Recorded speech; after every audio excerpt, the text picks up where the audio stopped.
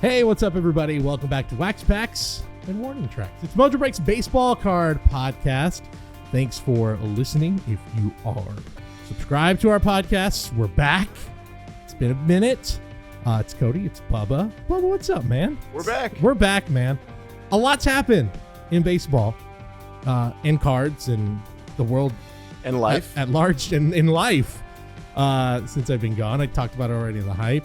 Was taking care of a baby for 2.5 months. Yes, congratulations again, Cody. Thank you. It was a good time. Great time had by all, I would hope. It was by me, for sure. But since we've been gone, well, actually, before we go any further, let me just do a little housekeeping. This episode might be coming out a little bit after you were expecting, like later in the afternoon or like this weekend. I don't know exactly when it's happening. There's a lot going on at Mojobreak right now. I don't know if you guys know that. If you've been keeping up with our social media, you are very much aware. We're having celebrity actress Emma Roberts in studio. We can finally say it. Yeah. I've known about this. I got a call from Alex, who is our sort of man of many hats here at Mojobreak. Breaker, social media, everything. The card shows, all that. And he called me like... He's like mom and dad. He is like mom and dad. He's mom and dad put together. He's like mom and dad and like annoying little brother at the same time. All of it. Oh, got him. Rolled into one. We love you, buddy. He called me like Alex. 3 weeks ago and was like, "Hey, man, this is happening. Sorry to bother you on your time off, but just know you're diving in head first when was coming back." So, anyway, It's a good problem to have. This is great, exciting news for us at it's Mojo. incredibly exciting. Yeah. What that means for podcasts, all that, is the schedule's going to be a little weird. So bear with us. If an episode drops on a day you're not used to, it's because a lot of other things are happening. Yeah, congratulations. Yeah, exactly. Yeah. You win that day. You win. You got a bone. You got like, hey, cool. Something I wasn't expecting. It's sometimes it's nice to get out of the loop or out of the norm. And of course our regular show, The Hype, going to be trying to get some episodes together with some special guests. So that might be also what happens here. But yeah, just want to throw that out there. If things get a little loopy content wise over the next few weeks, that is what is happening. Yeah, it really means more content, just That's actually what it is. in different ways. Just, Right. Yeah, packaged differently, and 'tis the season. Tis the season. So It's right. That's right. We're merry. We're jolly. We're all the above. You're very merry, I would imagine. Your Dodgers are world champions once again. We haven't talked about it. yeah, last time we sat here, we were talking about where were we actually when we were talking about The that? regular season was about to end. We had a recorded Okay. a playoff preview, which is funny that when we recorded that preview, I think you were bringing up teams like, the Rangers might have an outside shot of getting in this, maybe this. And then they like lost 4 in a row. And then the team we neglected to even mention, the Cleveland Guardians, won the division Right. out of nowhere. Yep. So a lot of stuff happened there, and then they got unceremoniously kicked out of the first round in the wild card. So much for that. Yeah. And then, the Mariners had a fun run there for a minute, and then they lost in what was an incredible ALCS. Yep. And then a World Series for the ages. Yeah. So I don't remember. I haven't gone back, but did you kind of like correctly pick the Blue Jays to be there? I think we said we had an episode. I was like, wow, we hit the nail on the head with like the two teams that would be best for the hobby would be the Mariners and the Blue Jays. And lo and behold, they were the ALCS. And it was and everybody kind of had a moment. Like nobody disappeared. That's what was exciting about that series. It was like J-Rod had a great series.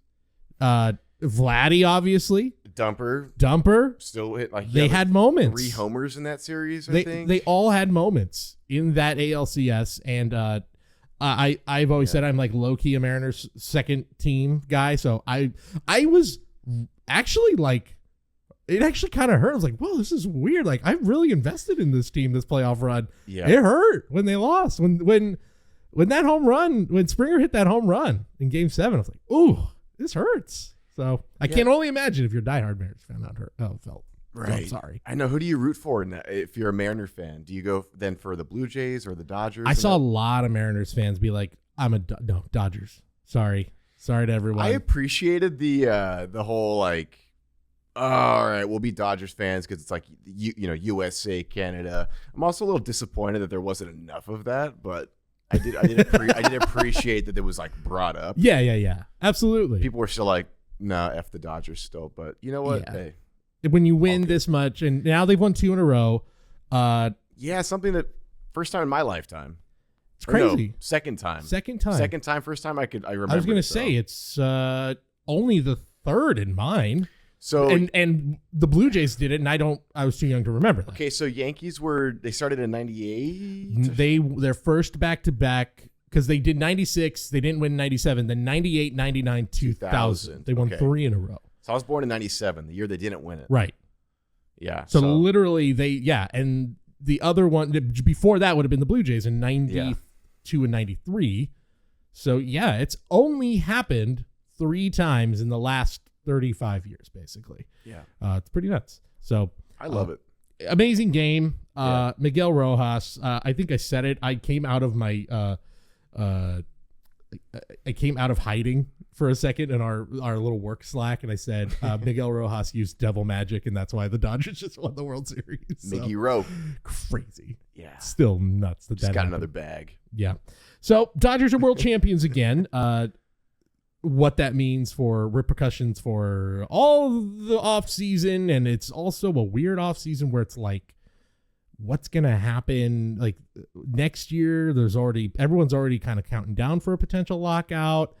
There was like weird narratives of like, oh, if the Blue Jays had won the World Series, would we be talking lockout as much? But now the Dodgers are doing it, so there's gonna be more of a push for salary cap. But like literally, I mean, that ball gets dropped in the 9th inning. If there's a collision there in the 9th inning in that final out, are we having that discussion? That's why you have to be like, you kind of have to take a step back. I mean, we could just have a podcast about Game 7. You really could. I mean, you do a whole podcast series where each episode is a different inning. Will Smith spike lifting off home plate and then just coming back. Rojas kind of losing his balance, like how quickly. So the whole hezzy.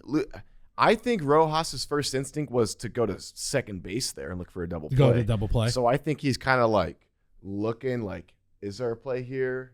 No, of course not. Like, we're infield in. Of course there isn't a play there. Right. I'm gonna go back. So I think his instinct was, can we turn it here?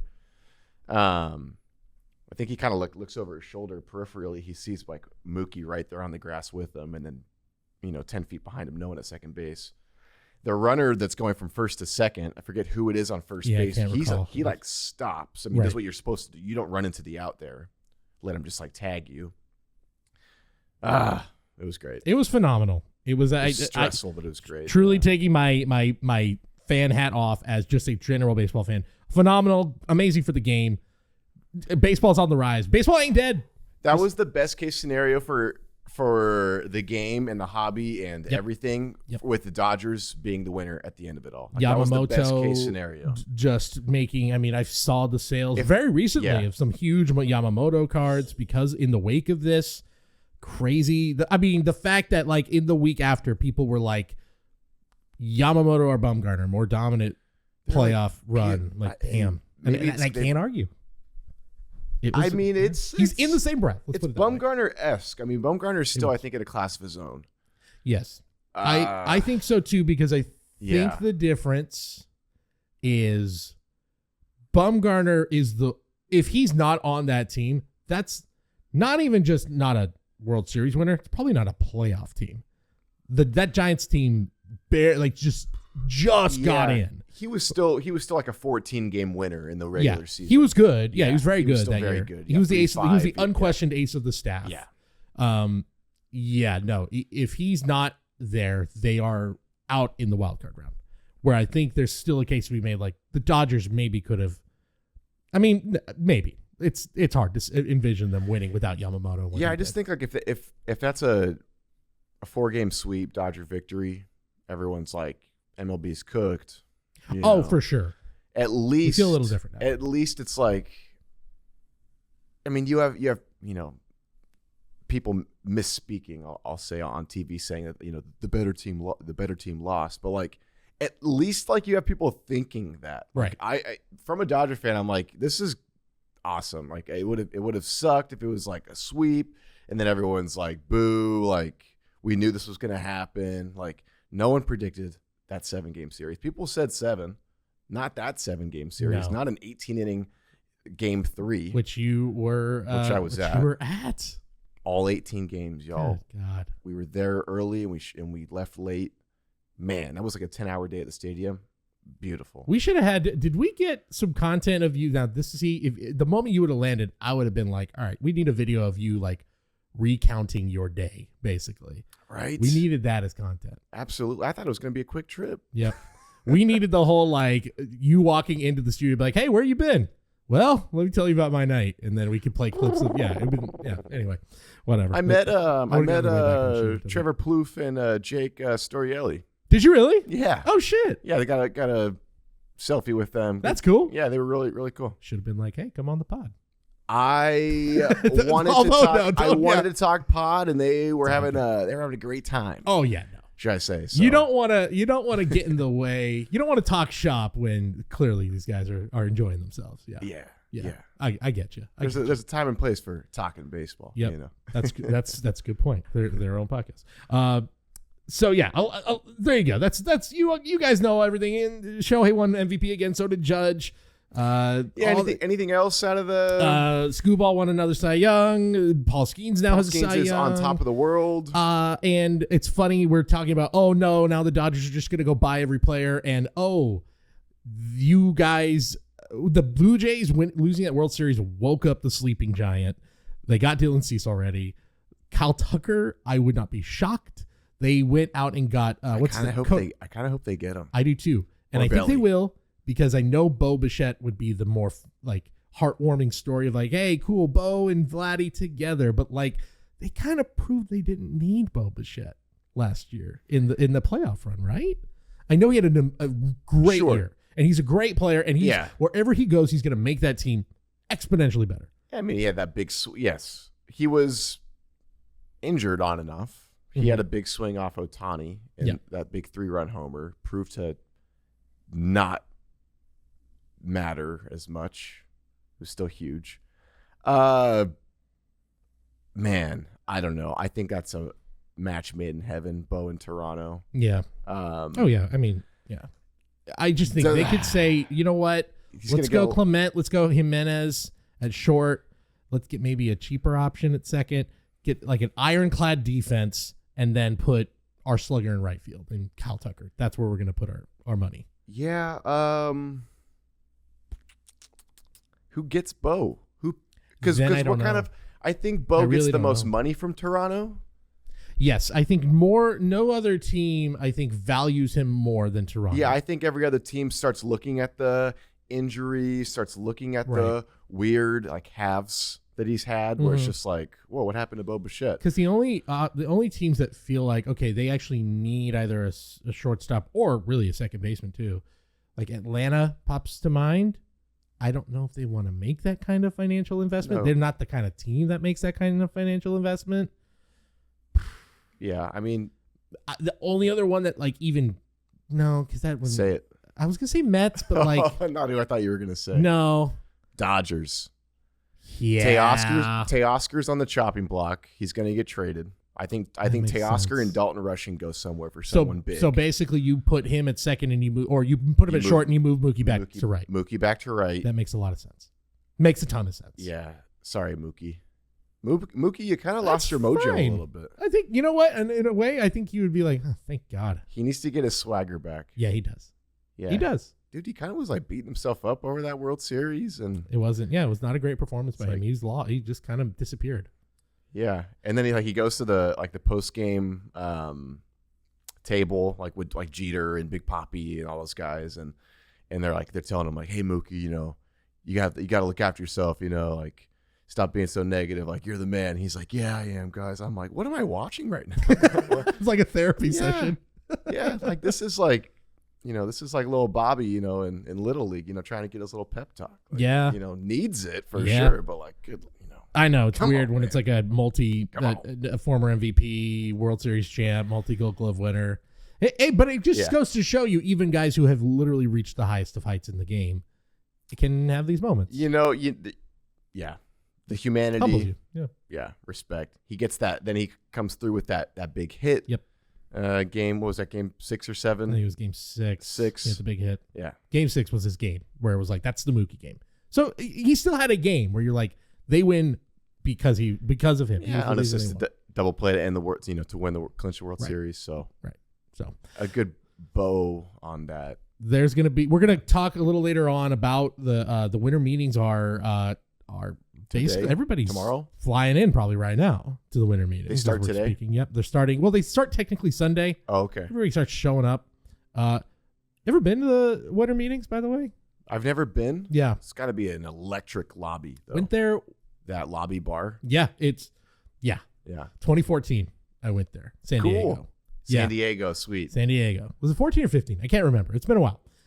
You mentioned Miami this year? It's Orlando, Which they usually do it, right in the heart of like Disney World at the Hard big, Rock area. Yeah, or like it's the Swan and Dolphin. I think they usually do it right in the heart of the resort area. So fun area for it. Cool. But yeah, that hotel lobby bar, like night 1, is wild. Yeah, because you just look at the road, it's just like I know them from ESPN. Oh, there's like 3 managers I know. There's AJ Preller. Right. You don't like every once in a while you'll see the players. Yeah. And then it's also like, I would say it's 15-20% of like, oh my God, it's like the who's who of baseball. And then the other like 75% is a bunch of snot-nosed kids like myself being like, I like to work at baseball, please. Like trying to find a job or like trying to bother somebody. And do you see like MLB Players Association rep, like Max Scherzer's like the player rep? Like, oh yeah, you'll see them walking around. You see like guys like that, maybe. Because they're there. I'm sure. I mean, you see them walking around. I remember walking by and there's Ken Rosenthal like furiously tweeting something on his phone. Yeah, fixing his bow tie. Fixing the bow tie. Buying a new pair of lifts or something. It's a wild time. It's a wild time. And it was fun in San Diego too, because then you go to the gas lamp and you're like, the same experience is happening. We're just like, gas lamp. Yeah. So it is a crazy time. So it should be a really fun time. We'll talk about that and do a little taxi squad of some guys who are going to be the biggest, some of the notable names. I think the most interesting names, at least card wise. There's some big names this year. There are some big names. Like huge. On both. It almost feels like nobody's safe other than maybe just your Mount Rushmore guys, which we have going on right now. But like there are some huge award winners that could be moving around. Yeah, before we get a little, we're going to talk some Allen and Ginter here in a bit because you've had a chance to rip it. I've ripped the box. Yes. We'll talk a little bit about it here in a second. But before we go any deeper into the card talk, it is an interesting offseason in that, one, we already talked about it. Blue Jays are kind of taking the Dodgers spot of like the team that's going to buy everybody, because we do forget that they're the one team. Like, imagine it's like, oh yeah, it's a LA, New York market, blah, blah, blah. And now it's like, well, what if you had a city that was essentially that size, and then you have the entire country also behind them? When that team wins, they are a financial behemoth, and they're also owned by a major corporation. So like money, when things go right, it was like it just had to all kind of click in when everything finally went right, which it did this year. I know they lost the World Series. Like, you are now seeing like, oh yeah, they have the financial might of like any other team. Like, they could stack up to the Yankees, the Dodgers, the Cubs, to any other team of baseball. So it's kind of cool to see that. Like, but are we going to get annoyed of the Blue Jays in a couple of years? We're like, they're buying up everybody. Are they just going to become what the Dodgers are to every fan? Man, I can really only speak for myself, but I'm spoiled. Right. No, but I totally see where you're coming from, and maybe they have the potential to. But like, isn't that kind of like the point? Yes, 100%. We want more Dodgers. We want more Blue Jays. Look, the Red Sox, the Cubs, the Yankees, the Mets, maybe a couple other teams. The only difference between them and the Dodgers is the Dodgers win. These other teams spend a ton of money too. And it's been clicking for the Dodgers. Yep. I mean, and maybe they're Ohtani's also developing talent maybe too. Maybe Ohtani's the X factor or whatever, but I don't know. But yeah, they're developing talent. But really, I mean, all these other franchises like that I just rattled off, like they're a piece away. They're a couple pieces away. They're maybe a managerial change away. There's something, you know. Mm-hmm. Yankees got to get rid of Aaron Boone, and I think that they're right there. Yeah. I don't even know what I mean by that. It just seems like they're not going to win a World Series with Aaron I kind of Boone. agree with that. I think that Trent Grisham accepting a qualifying offer kind of did them no favors. Why did they do that? I love when players accept, because I then spend the whole rest of that day thinking about, did they do it in spite of? Yeah. Did the team really want them to do it? And that's like a fun little 24-hour exercise. Yeah, I think Grisham. I think the Yankees went, damn it. I don't know if we went. That's what we really. That was the intention behind that. Dude, you were right. You had one job. Yeah. Because you don't get compensation and stuff. There's a whole. Yeah. But I mean, center field's locked up. It's a whole formality thing. Yeah. They could trade him. They could. Yeah, because now it's like, do they need to bring back Bellinger? Well, you can trade him at the half, and it's someone's paying $10 million. Right. Half the season. The other half of it. And yeah. he's a good player. He's a good player. He's a great defensive player. I don't know if he's going to replicate those numbers. He probably knows he can't replicate those numbers anywhere else. But it sucks. You're like, damn, we're going in like, what is it, 20 million, 21 million, something like that? A team that probably, if he doesn't accept that offer, is firmly in the Kyle Tucker race. Now they're probably not. Now they're like, maybe we'll just bring back Bellinger. Yeah, or they trade Dominguez. Right. Which I don't see it happening yet. He's still too young. Yeah. There's a lot. Yeah. So there's also a ton of other teams that feel like they're involved this offseason that I never see. I was going to say 5 minutes ago, it seems like everyone's in. Yeah. The Pirates are going to spend. The Reds are going to spend. The Marlins said they're going to spend. Part of that, though, is there is penalties. Tampa's making moves. Yeah. Cedric Mullins. Yeah. This happened last year with the A's, if you remember. Yeah. Where I was like, wow, the A's are spending. Whoa, because there is a penalty for, like, if you do not spend a certain amount after a given amount of time, you will be penalized. It's funny how I've never heard of that rule. And in in my lifetime, the very first time I hear someone saying, we need a salary cap, I'm also hearing for the first time teams are on the verge of getting penalized for not spending enough. Yep. So it's like, wow, both are happening at the same time. Do we really need this is why I say it's salary cap. No. Salary floor. That's what we need. Yeah. You need to force these teams to spend. Yeah. They can all do it. And then if there's still an issue, or it's just there's a happy medium, but let's see both sides of the extreme. Anyway. Yeah. It's going to be a weird offseason in that regard, because there are going to be teams that are like, that's why you're going to see weird contracts, I think, where players are like, actually, let me get a third year, when maybe in past years they'd be like, let me get a 2-year with an opt-out after 1. I think you're going to see a lot more players be like, no, give me 3. Case in point, that guy from Korea, Cody Ponce, just signed with the Blue Jays. Dude, these like left and right, these guys are. Yeah, that's a guy I had pegged for like a 1-year show me deal. But because of the potential of a lockout, he probably was like, no, I want 3. Give me 3 years. There was someone else yesterday or so too. I forget his name, but yeah. So coming over from overseas. We'll talk more offseason in just a bit, but let's talk Allen and Ginter. It's the big release right now. We will get into Bowman Draft on a future episode. The checklist is out there. We're going to get into that in the future. But Allen and Ginter is here. Super fun rip. Always, to me, one of the more fun rips every single year, because it gives something for everybody. Really good celeb checklist this year. Yeah. First of all, you've ripped it. What'd you think? I know you got some cool stuff. I think you got like some Drewski autos out of there, some big legend autos. How were the breaks? Yeah, so early impressions. Just quickly, what I noticed difference between last year and this year, and I can say difference between every other year and this year, is that there are very few like incredibly hard to hit celebrity relics. They were everywhere over the last handful of years. You get a little piece of pant, piece of their necktie, blah blah blah, and it was like, all right, cool, but like I don't need a piece of like the third most popular dude on the Challenges like T-shirt, like, all right, cool. If you are getting a celeb hit, overwhelmingly, not only is the checklist better and a little more concentrated, it seems, on nicer, more reputable stars, but the quality of hit is better. So it's going to be an autograph. If it is a patch, they're super rare. I did a triple case and we didn't have one. So wow. Yeah. Didn't have one. So it was almost like, dang, you know, kind of wish I hit one if I would have known how rare they were going to be. Now we're actually missing it a little Yeah. bit. So that was kind of cool. Went from 3 hits to 2 hits. Wasn't sure how that was going to play. A lot more autos when it comes to celebrities. I noticed it. I think I watched Greg's full case break, and definitely in a 12-box case, definitely more than I think we originally were like, what? There's going to be like half of it's going to have autos, but there's more than 6 autos for sure. Yeah, you did I just did a hobby box, and I got 2 relics. Right. Tough.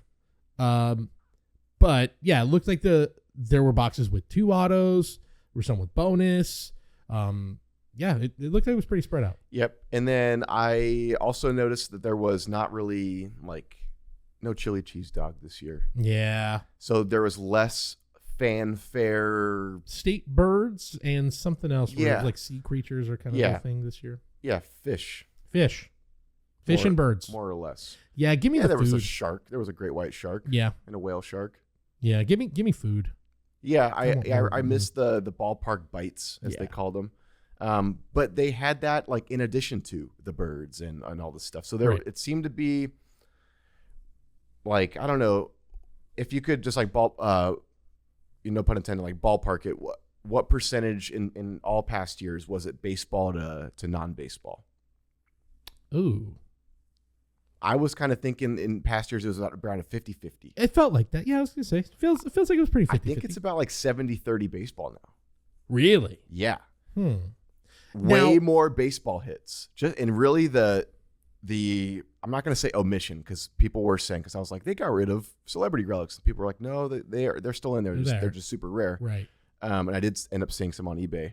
But like just more hits, more baseball hits.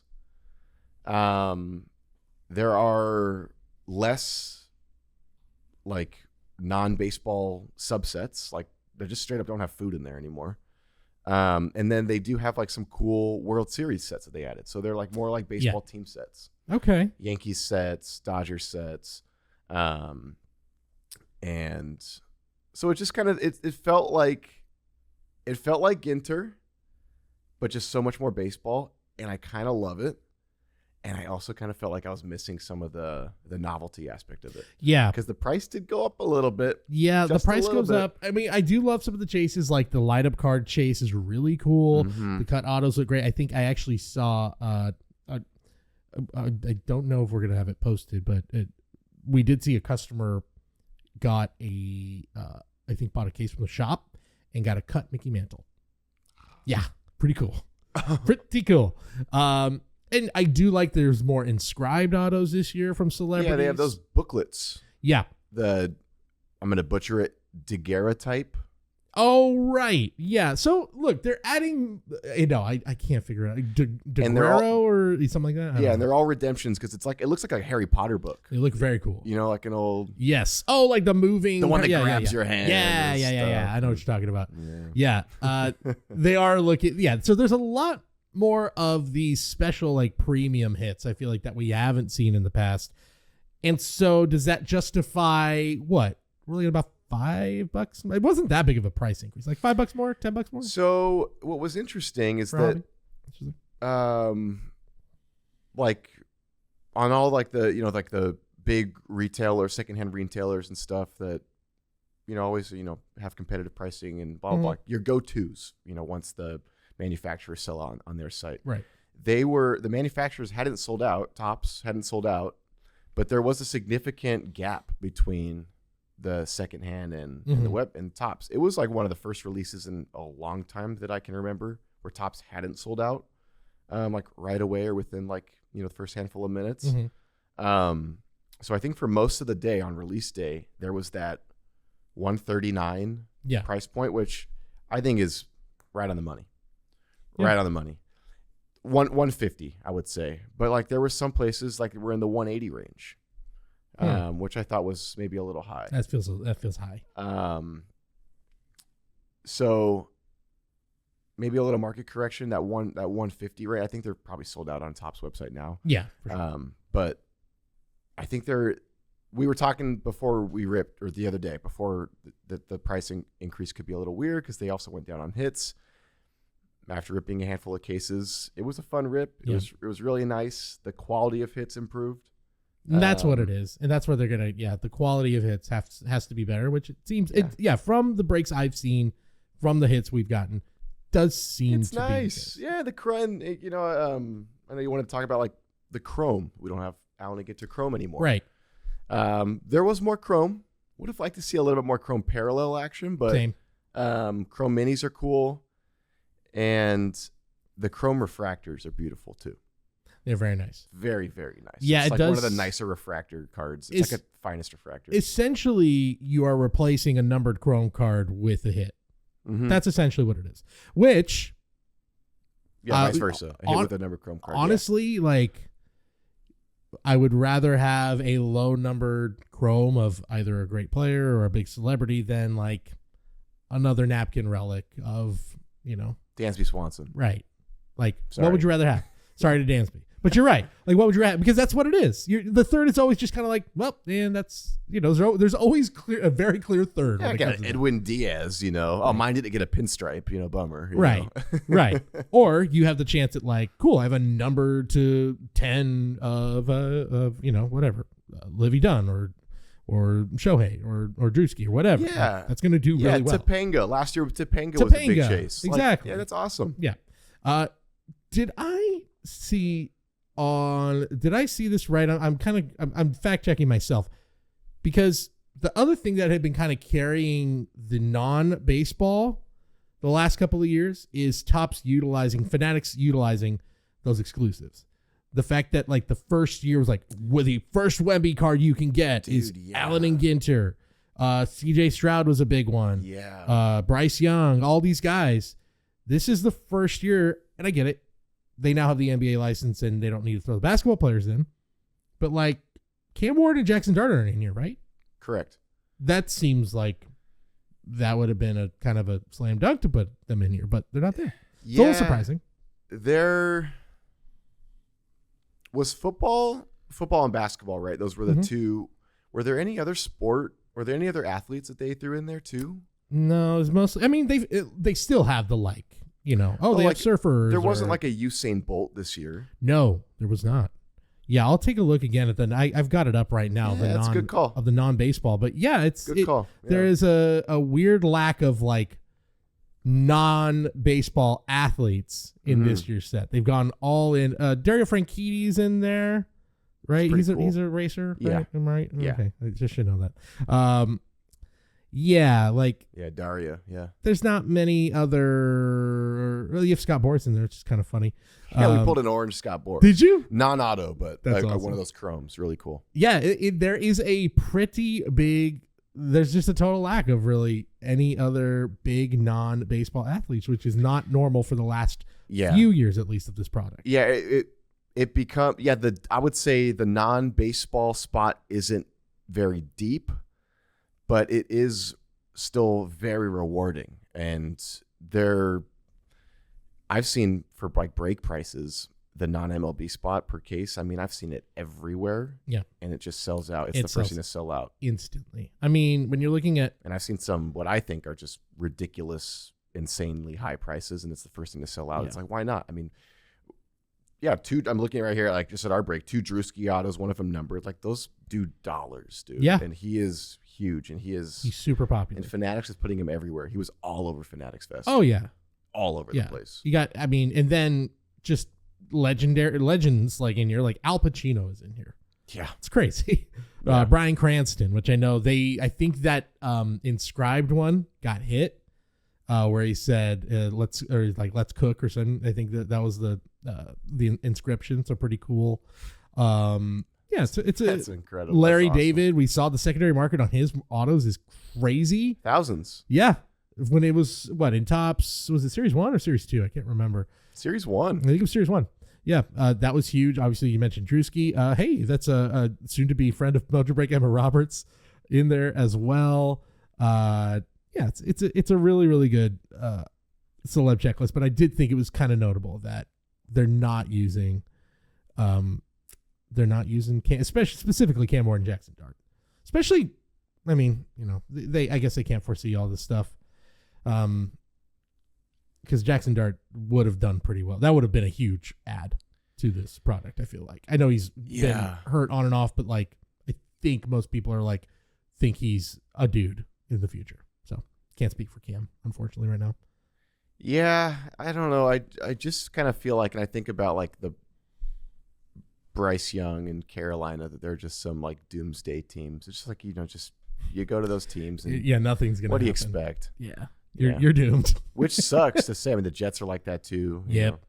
Yeah, it does feel like that football wise. Yeah, Titans are kind of in that spot. So, well, we're ripping more of this all weekend long. Allen and Ginter, always a fun set. It's been 2 thumbs up because I think the price point is where it should be. Yep. Quality of hits better, and it's just fun. Yeah, just get a box. And I don't see anybody. I haven't really seen a ton of anybody deterred by any the taking away a hit and prices and all that. Like, I think I went on like the baseball cards subreddit and they were just like, nah, I'm still getting this. Like, this is our Christmas time rip. I get a box every year. Me and the kids rip it. We have a great time. We laugh. It's fun. A lot of rip cards. I think we average 3 a case. Damn, it's pretty good. Yeah, so that's 1 every 4 boxes with a reduced hit. So I think if you do the math on that, I can't do. I was sick that day, but more rip cards per case or whatever, per pack. Nice. Yeah. I think it's A&G and it's got some fun stuff. And I can't wait for whoever hits that Cal Raleigh dumper lineup card. Mm-hmm. I cannot. Seager has one. DM me. Yeah. I haven't seen, how many are out in the wild, or I haven't really looked. I haven't looked, but I haven't seen one. I'm sure it'd be front smack center on Instagram. Oh yeah. They're going to put it up, especially whoever hits that Cal Raleigh one. That's going to be huge. That's like the chase, although there are going to be some pretty cool ones out there. Yeah. So we're ripping that, Mojobreak.com and Fanatics Live. Check us out. Allen and Ginter, more breaks to come for that one. All right, let's do the taxi squad. Who we calling up, who we sending down, and who we putting on the bench, who we buying, selling, or holding. Winter meetings. They're here. We already have kind of discussed it. We've done plenty of off-season discussion, but let's actually talk about some of, I think, the more intriguing names hobby-wise. The free agent class is very good. I think what's even more interesting is the potential trade market. Could be crazy. Just looking at the amount of pitchers who might be dealt this offseason, when you get thrown Tarek Skubal, Joe Ryan, Freddie Peralta, those 3 alone, and then you've got other big aces still on the market. That's very, very enticing, very exciting potential trades. So let's get into it to start actually with I don't know if he's the biggest. This is the biggest Japanese star, I would say. Munetaka Murakami. Yes. Who is the biggest Japanese star. I know Tatsuya Imai I feel like he's gotten more publicity lately, the pitcher coming from Japan, because of his comments on a recent show in Japan. Did you catch that? I did not, but I'm seeing things on Instagram now. And anyway, if you want to explain it, because there might be others that aren't familiar. So basically, he went on a podcast and was asked just like, hey, obviously Dodgers have a really rich legacy right now. I have are building an incredible legacy for Japanese fans with Shohei, with Yamamoto, with Sasaki. Oh, okay. Wouldn't you want to join? Is that enticing to you? And he just said, respect to them, but no, I want to beat them. Yeah. I want to go and carve my own path. Boom. Of course, everybody went nuts with it, and we're like, he's a giant. Lock it up. And then of course the Giants came out and were like, we don't like the price on him. We're gonna look other places.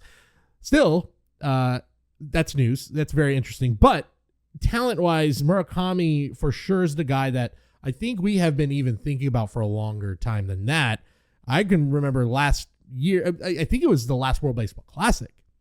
They were already talking about him. Right, yeah. It was like, this is the next great slugger to come out of Japan. Watch out for this guy in a few years. He's going to get posted and people are going to go nuts. Scouts, I think, have his power profile at basically Kyle Schwarber. That is what you are getting out of this guy. That is the type of hitter he is. And I've even seen some scouts say he is the best pure power hitter in the world, period. What? Like better than Judge. Better than, maybe the only guys better are Judge, Ohtani, and Schwarber. He's the next guy. That's pretty big shoes to fill. Is this the guy that can't hit a fastball? The thing is with him is that, I mean, he's going to have huge strikeout rates, probably. But the floor is basically Kyle Schwarber.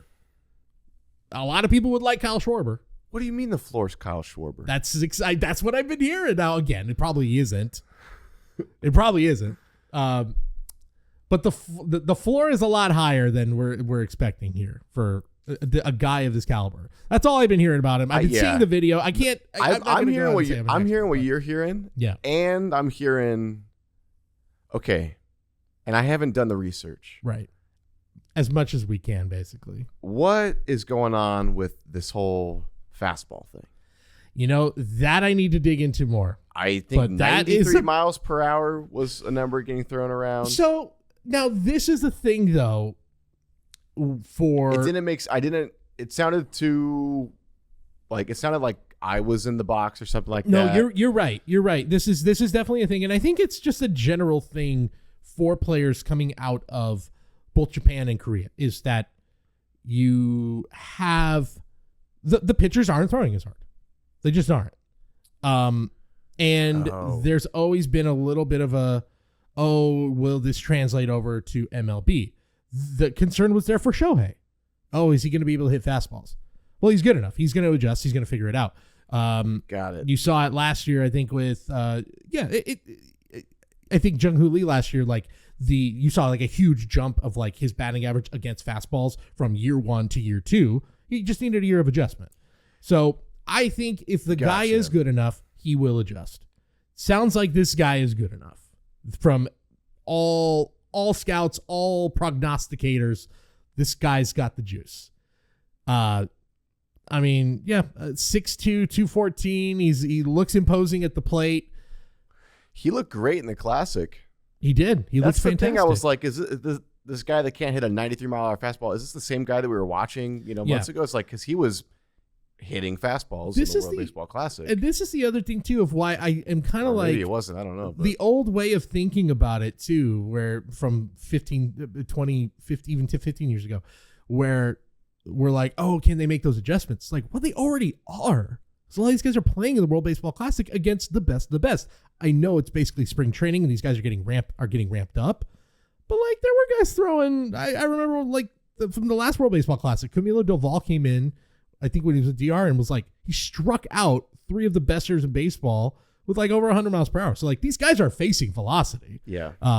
At that level. So yeah, I won't hang on to that stat.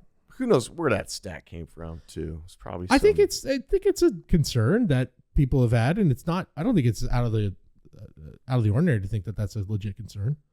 It definitely is. Yeah, well, I mean, it's for sure.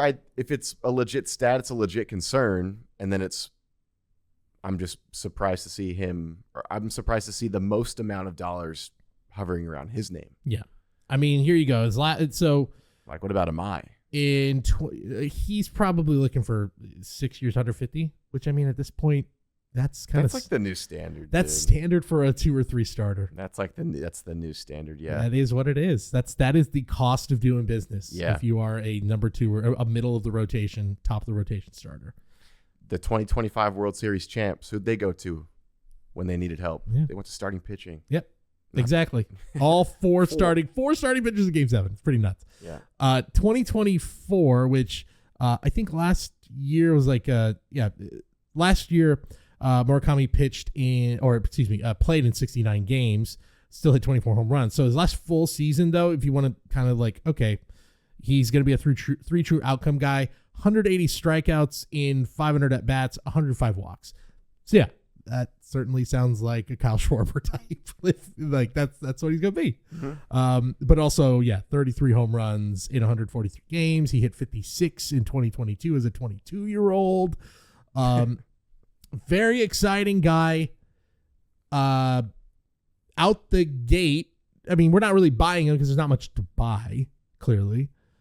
But how would you feel about it? Let's just ask this, because he's going to be a huge chase for rookie. He's going to be a big rookie chase. His Bowman will probably be a huge chase.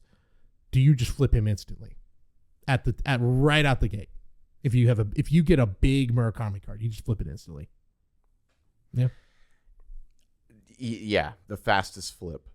And I will also be the first to say, to kick myself or whatever, or to be, if it turns out being Ohtani 2.0 in terms of market.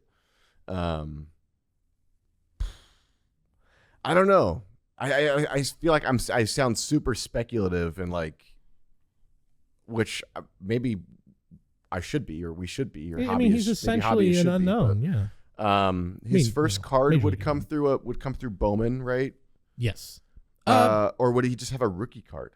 Like Jung-Hoo Lee doesn't have a Bowman first. It might. Yeah, it would be like that.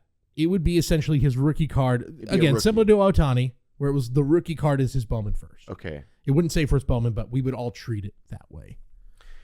And depending on the card release schedule, his first rookie could be like a Bowman rookie. Potentially. We've seen, I think Ohtani's first autos are Bowman rookie autos. Yeah. And I think given the legacy of the Ohtani cards, of the international stars coming over, and I think they would want it to be that. It'd be, just for collector's sakes. Yeah. I am fully in I would flip a big Murakami card quickly. Oh shoot, they're going to do a World Baseball Classic set. They are going to do that. That'd be a nice way to get in. And I think he's got WBC cards already. Yeah. So that was a really nice set when they did it the last go around. I love those sets. sets. Trout patch autos. I got one of those sets. I got a Trey Turner patch auto. Sweet. Out of that. It was fun. Yeah, I love that set. I will definitely be getting it again when it comes around. Yeah, I'll have to double check what his WBC cards look like. But yeah, out the gate, I am still gonna flip because again, if it's gonna be hold for now if you have anything, and then oh, for sure. If you got WBC stuff, hold for now. The moment he signs, I would flip, and then I would sell that, and then or you even hang on during the World Baseball Classic. Maybe wait for him to do something big. What's worst case for his market? Who can get Kyle him? Schwarber? No, like a team picking him up. Oh, what team? Realistically. Because I think he's going to the Mets. Personally, I think he's a Met. He's only going to a top 5 spender. Yeah, he's not going to be cheap. He's going to command a pretty big deal. God, let him have him. Yeah. Again, I'll be the first person to be like, yeah, I know I should. You know, I was wrong, but I can't remember. I will have to check what man. MLB trade rumors, because they do a great job every year of predicting these contracts, and they are scary accurate every single year. I want to check them real quick here. I'm going to look at it right now. And, I think Klein on the Dodgers can't figure this guy out, dude. Yes. Maybe. They have, here you go. Some gyro ball up there, dude. Murakami, 8 years, 180 million is their prediction. And they just predicted, by the way, Dylan C, 7 years, 189, and he ended up getting 210. 7 at 210. It's pretty close. So, who's that? What site is that? MLB trade rumors. Yeah, they're very accurate every year. Great site. 8 years, 180 million. So even that, you just type M on the search bar in my phone and just populates. It just pops up. I got the app. I get I get every anyway. It's essential. Yeah, especially this time of year. Yep. I bet he ends up getting 200 in a bidding war. I bet he gets $200 million for a guy who's never played a major league game. But he's going to be only 26. He's got incredible power potential. Money's just, what is money? What's money? It ain't my money. What's money anymore? Because I think anyone with a brain now agrees that Ohtani's contract was a bargain. 100%. Which 100%. is insane because not everyone was saying that, when he signed it. I mean, the sticker shock was crazy. And then a year later, Juan Soto gets a deal. And then these merchandise numbers come out during spring training, and they're like, oh, they've already made half the investment back. Right.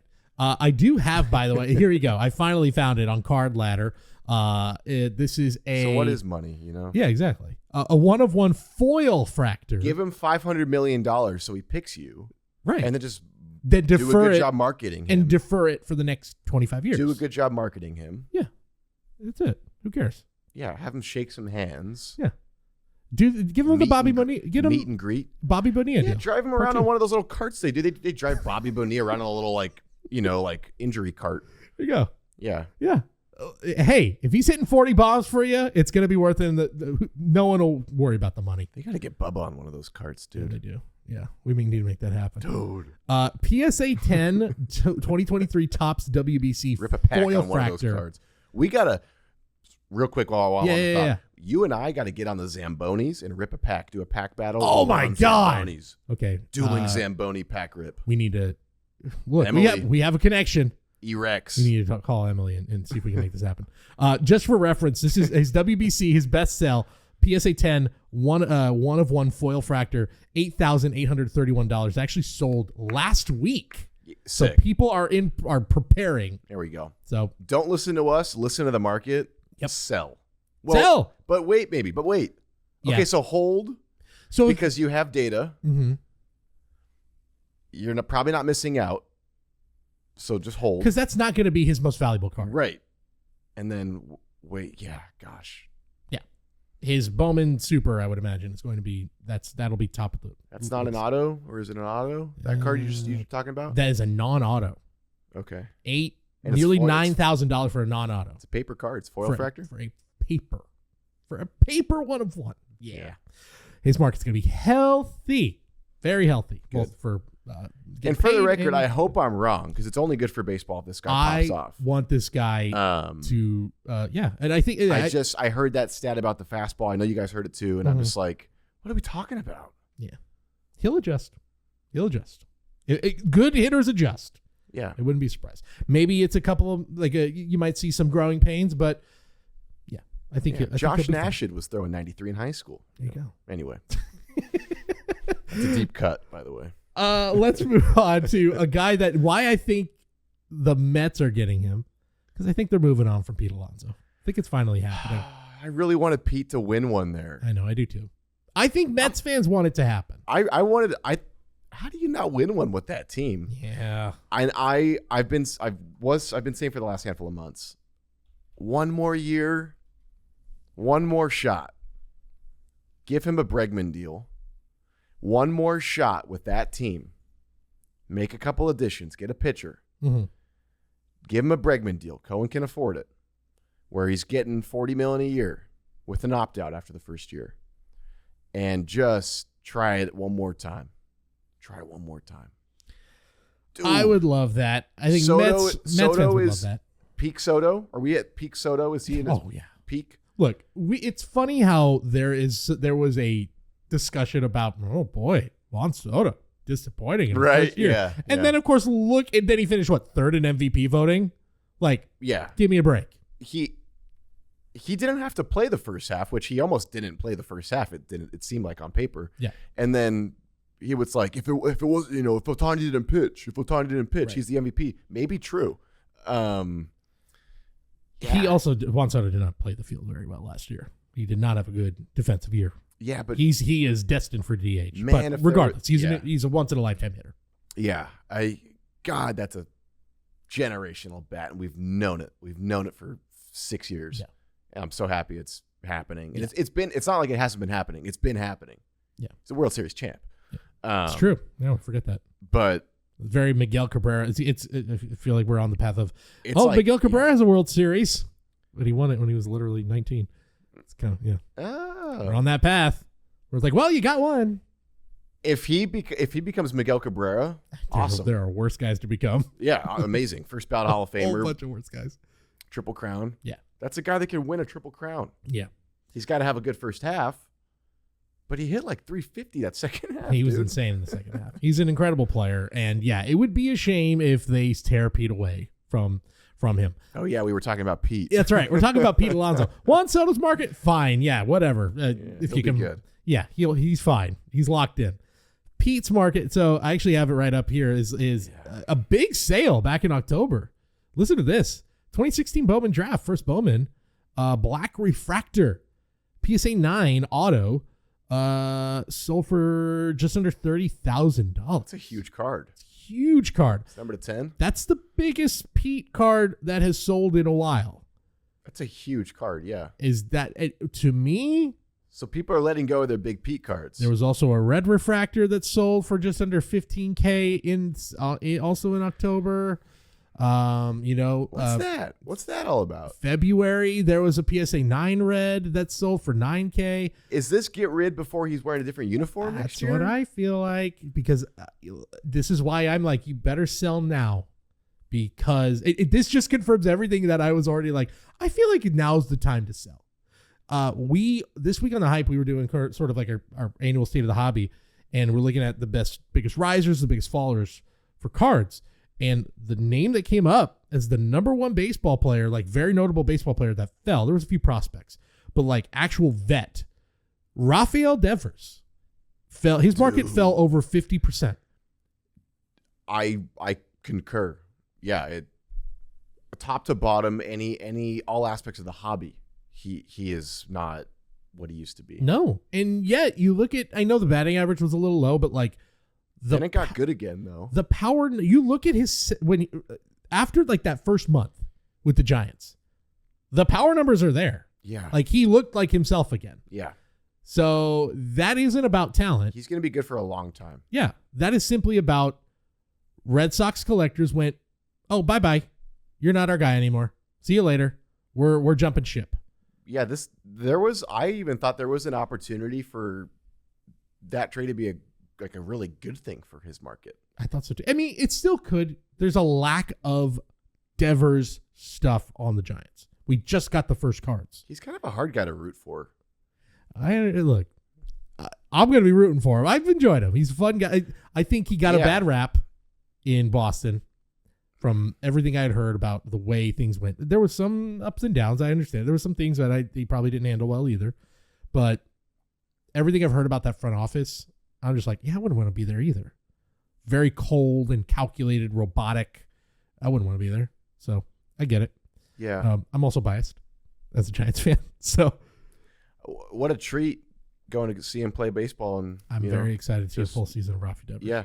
It's the one thing where I know there's a lot of sour Giants fans right now about giving some of the stories about their willingness to spend this offseason. And I am waiting we'll for the see, though. I know that's the thing. One, nothing's happened yet. Two, I am also waiting for the interview from somebody in the front office to be like, acquiring Rafael Devers was really our big offseason move. And it just happened to happen last season. Like, I'm just waiting for somebody to frame it that way. Because they will. They absolutely will. And they're kind of not wrong. But anyway, that's kind of tough to swallow. But again, we're talking about Pete Alonso here. Yeah. So the point being, I think there's a lot of parallels here. Right. Could see the same thing happen. This to me, people getting out. Now, wait, I need to see, where do they sell? Oh, it was on eBay. Okay. I saw Probstein and I went, I know there's some weird stuff happening with that platform and everything, but it was on eBay. This tells me people are getting out. And I don't. Maybe Boston is. I keep hearing Boston with Pete Alonso, which I think is a great marriage, and maybe that helps his market to at least kind of not completely fall off a cliff. Yeah, I just still think it's another he is so much more valuable to the Mets than any other team. Just the vibes alone of having him there, of fans seeing his face. It will. I don't care if they get if they could get Murakami in, it might end up being the better move because you're just getting a younger guy to man first base or wherever he's gonna play, and be the thump in the middle of the order. But it won't feel good if you're a Mets fan. You'll be sad. It will be sad. Yeah. I want one more year of Pete in that lineup with additions. Yeah, they need to be able to pitch. Yeah, I mean it's a weird. They got that Nimmo for Simeon trade. Weird, big head scratcher. Weird. I think the Mets made out on that one. Yeah, they dump a lot of years of Nimmo. I like Simeon a lot. I do too. I'm a big Simeon fan. He still has the glove, and if that's what they're kind of focusing on, then you're like, hey, upside, he's still a Gold Glover, and if he can even be half of the offensive player he used to be, that's a win. Yeah. we'll see. It's interesting offseason for the Mets. They also just signed Devin Williams, so it's like they're pivoting. They are kind of pivoting in different directions. I don't think Edwin comes back, and I don't think Pete comes back. So we'll see. Yeah, Helsley went somewhere else, right? So Helsley is now the Orioles. Well, whatever. They said closer. Now he's saying he wants to be a starter. Good luck. Go get him, Helsley. Good luck. Go get him. What is it with former Cardinal relievers who are like, actually, I'm a starter? Jordan Hicks tried that too. I just feel bad for everyone's Bobby Dalbec collections out there. Oof.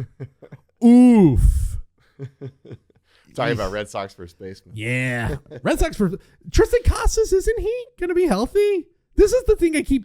We don't talk about Tristan Casas, bro. This is the Pete Alonso's on the table. This is the thing I keep thinking about. Everybody's like, oh, yeah, Pete's going to the Red Sox. What happened to Tristan Casas? Tristan Casas is going to get some like Freddie Freeman treatment. He's going to be like, I guess I'm not the first baseman anymore. And then he's going to go have like a revenge tour with the Yankees or something. And look, they're probably going to flip him for like a pitcher is what's going to happen. And whoever gets Tristan Casas is going to feel very happy. They should. I believe in that guy. I like him. All right, last guy we're going to talk about is a pitcher who. Here, I'll just ask you straight up before we go into his market. Is Tarek Skubal going to get traded? Yes. You really think so? I think Paul Skeens is traded at the deadline. Okay. I think Skeens is traded at the deadline, and I think Tarek Skubal is traded before opening day. You really? I don't think Skeens gets traded. No way. No way. At the deadline, but we could have a Skeens podcast. The Skeens Steaks or whatever you want to call it. Yeah, we got to. This podcast just came to a screeching halt.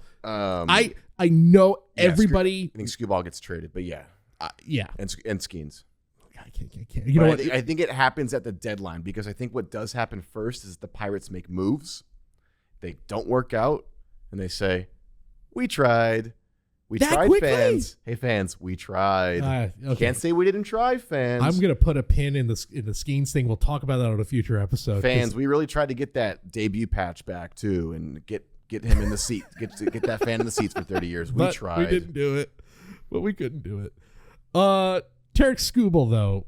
So you do think he's going to be traded this offseason? I do, because I think that's just what you do when you're a team like the Tigers in that market and you have a player like that. It sucks that's just kind of what teams in those markets have to do or have done. But you do that. You follow suit. You go get a huge haul. Be huge.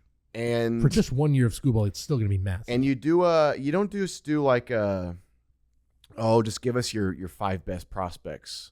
No, you go get some pro-ready guys because they have a good team that can win a lot of games. Yeah. Look, Skubal pitches every 5 days.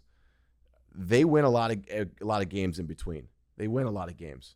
So they're not like out of it without Skubal. There's a version of trading him in for major league ready talent and some huge promise to supplement and support the Max Clark, Bryce Rayner, Max Anderson, Kevin McGonigal. That's the thing wave. I forget about. They have an Orioles-like wave coming up. They do. Where they need some vets that are like 23, 24 today.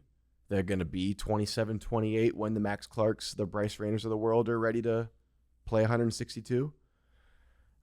I don't think that you want a 33, 34-year-old Skubal. Dude, he's old. He's 29. Getting his first deal. You're right. You know who's the only guy I was trying to think like who is a comp. I'm not calling him an old man. I'm calling him he's old for a guy getting his first deal. You're not wrong. He's going to hit the free agency market at 30. Yeah. Which is a lot of teams don't like that. But you know who else kind of followed that path? Another former Detroit Tiger, Max Scherzer. Yes. Now he's a unicorn. Could that happen again, though? But Skubal has the makeup to be a unicorn. He absolutely has the makeup. He's just won 2 Cy Young, so I don't feel like we're at the point where that's crazy to say. Like he could be the next Scherzer where somebody signs him to an 8-year deal. They're like a post 30, and they're like, that worked. This isn't a Skubal isn't Scherzer convert. Like I'm with you on that. That's a good guy to bring up because, if you want to talk age, we do have precedent. But like, I just feel like the Tigers it stings, but like for the guys that you could get there, I've seen some crazy names thrown out there. Yeah. Like they're like, you can justify in a lot of different ways. You can justify trading him away. Yeah. And still being perennial division contenders. It may be what ends up happening if they do trade him. I think it's kind of punting this season, but with an eye on 27, 28, 29. Depends who you get. Yeah. Because they might be looking and be like, as we are currently made up, are we a World Series contender? Even with Skubal at his full strength. And I'm kind of talking myself into this because I was fully like, no way. You cannot trade arguably the best pitcher in baseball at the peak of his powers when you have a contending baseball team. But you mentioned the wave of young talent, and also like, can they compete with the Dodgers for a World Series? Can they compete with the Blue Jays for the American League? Can they compete with a team like the Mariners, who have an incredibly stacked rotation right now of young, controllable arms with young guys on the way? Can they compete with Boston with a ton of young guys? There might be someone else in that division that does a little bit of Cleveland just maneuvering. Every year is just like, we're just going to constantly win and tinker and figure it out. Yeah, they're going to have a David Fry every other year pop up. And is that a weak enough division where you can have a team like Cleveland who never really goes all in and yet is always competitive? Is it a division where you're like, okay, we could still compete even without Tarek Skubal? I guess all this stuff is, I would say yes to all of this. There's an argument for both. There's a super strong argument for, no, we're going to keep the best pitcher in baseball. Like, obviously, there's an argument for that. If you look around the rest of the league and you get a little more not retrospective, but like, just if you think a little more like macro, if you're the Tigers, you're right. It makes a lot of sense. And, and maybe you give like Casey Mize an extension to be like, hey, we've got a pitcher here that is going to be here, and it's a way cheaper extension. But like, you've solidified a guy who's like, he's here. Like, Jackson Job's going to come back with a brand new elbow. You're right. There's Jackson Job.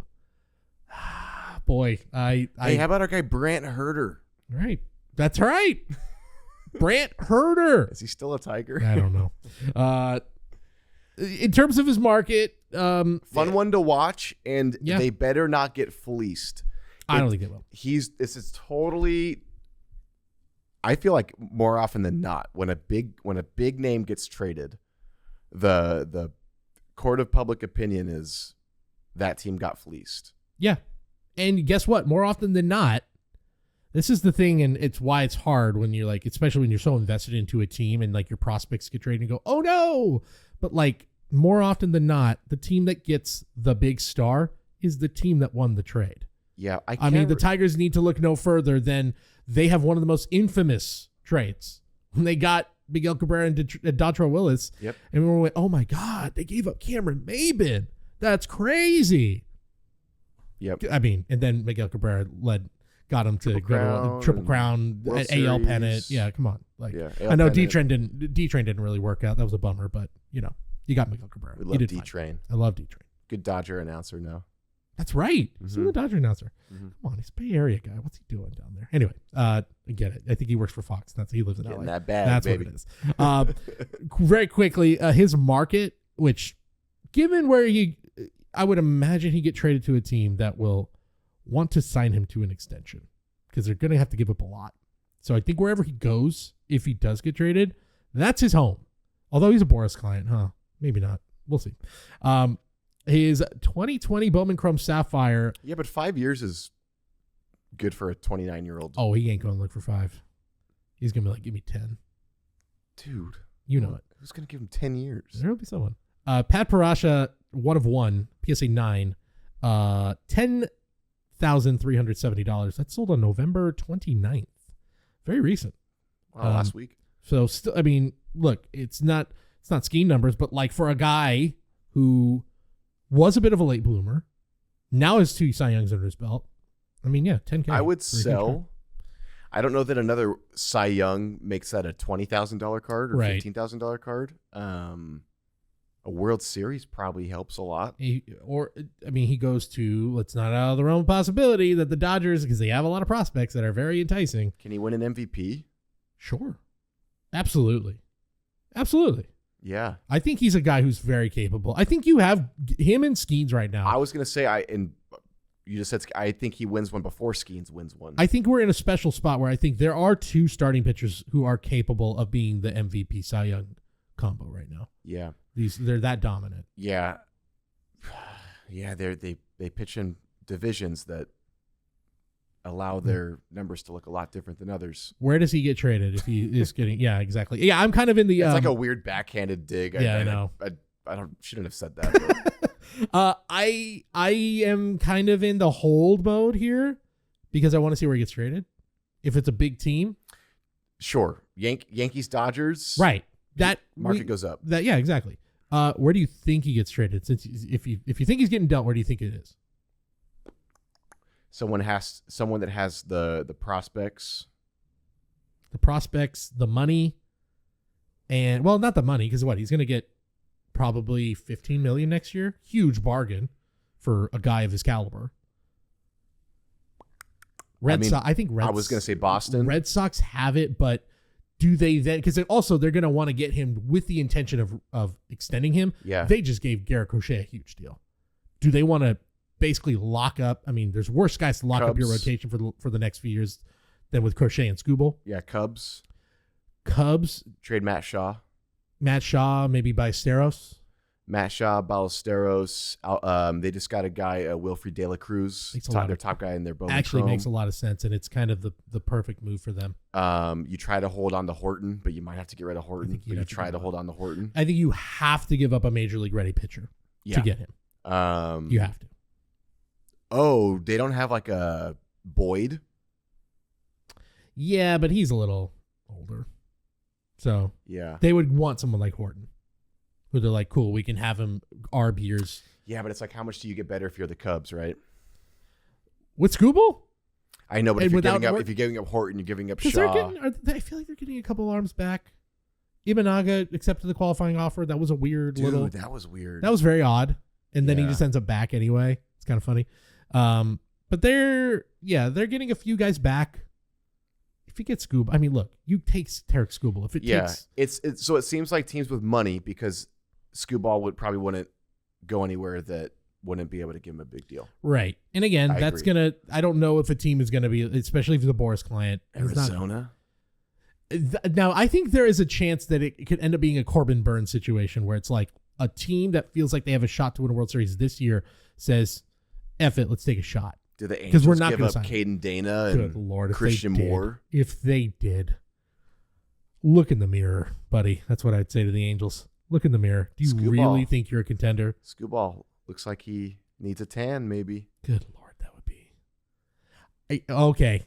You know what? I figured it out. I figured it out who it's going to be. I figured out who it's going to be. It's the Padres. Yeah. Prospects. Skubal does seem like a guy I could hate. And they're not gonna re-sign him. It will be very much the Padres way of, let's make the big splash. Let's go for it this year. We have a good enough team right now where it's a Boris deal. Yep. And I don't even think they're going to re-sign him. It's just simply Soto rental. We're willing to give up the prospects. A Soto deal to make this deal happen for 1 year and go for it. They give up Robert Hassel, Mackenzie Gore of the world, and they get Skubal for a year or two. Yep. Year plus. Yep. Ethan Salas. No, because Skubal says no. Because Skubal isn't going to sign his first deal at 31. Well, no, I don't think he's going to sign there. He's just going to be like. That's what I'm saying, though. You don't go waste a year. Your age 29, 30 season with the Padres and then sign your first deal at 31. I just don't. I think he's going to hit the open market, period. No matter what, because this is his last year, right? So I just don't think he's signing an extension wherever he goes. They got to trade him. Yeah. It sucks because there was a time where the Tigers were not this franchise. They were a franchise that, despite the fact that they played in more of a mid-market, they still spent the money. Ownership opened the checkbook when they needed They had to. big guys on their payroll. Victor Martinez, Magley Ordonez. I mean, they had Cabrera, Prince Fielder and Miguel Cabrera on the team. Justin Verlander, Scherzer, Prince Fielder. Yeah. They paid these guys. Yeah. Well, it's going to be a fun weekend. I mean, look, you might be listening to this and Terrence Kubel already has a new home. So potentially. I don't think it happens. There's going to be there's always a Christmas deal that happens. Yes. Within a few days, give or take. Yep. Just before or a day after, Yep. There's always, so who's it going to be this year? Yep. A sign or a trade? I don't know. Yeah. I think it'll be, I'll say Tucker doesn't sign till Christmas. Tucker's a good Christmas deal. I think that's like the 20th or 21st. Yeah. He signs. Yeah. I think he sees what's happening at the winter meetings, takes his meetings, and then takes a week or two to figure it out. Yeah. So, Cody, it's been great to be back. It's so good to be back. It's great to have it's you good back. To just talk ball. So good to be back. Yeah. It's good to talk ball. Yeah. And Thank you to everyone listening as well. Yes. Thank you everyone who's listening. We're happy to be back. And also, low key, like sometimes talking hot stove is just as fun, if not sometimes more fun, because like on the field it's happening. Yeah. Like there's nothing we can change about it. But boy, we can get into fantasy land with hot stove stuff. So it's fun and it'll be interesting. This is always a fun time too, card market wise, to buy. I think just overall, if there's guys you're high on that maybe had a down year last year, prospects who had a down year, now is the best time to kind of look at the market and find those bargains. This is the best Get time. smart. Get smart. Have fun. Think about, do some research, dig into it. It's fun. Yep. Now's a good time to put to like be smart and like go tell your friends like, hey, I was in on, or I did this one. Thinking zig while everyone else is zagging. Oh, everybody's looking at their NBA, getting their NBA rookie cards. Or no. I'm prospecting still. Bing bong. Yeah, exactly. Could have said it better. Make sure to subscribe to Mojobreak Media on YouTube if you want to watch this. If you're listening to us, and if you're watching us, make sure to subscribe wherever you get podcasts. Just search Mojobreak wherever you get podcasts. New episodes every week. For Bubba, I'm Cody. We'll see you next time. Wax Packs and Warning. See you.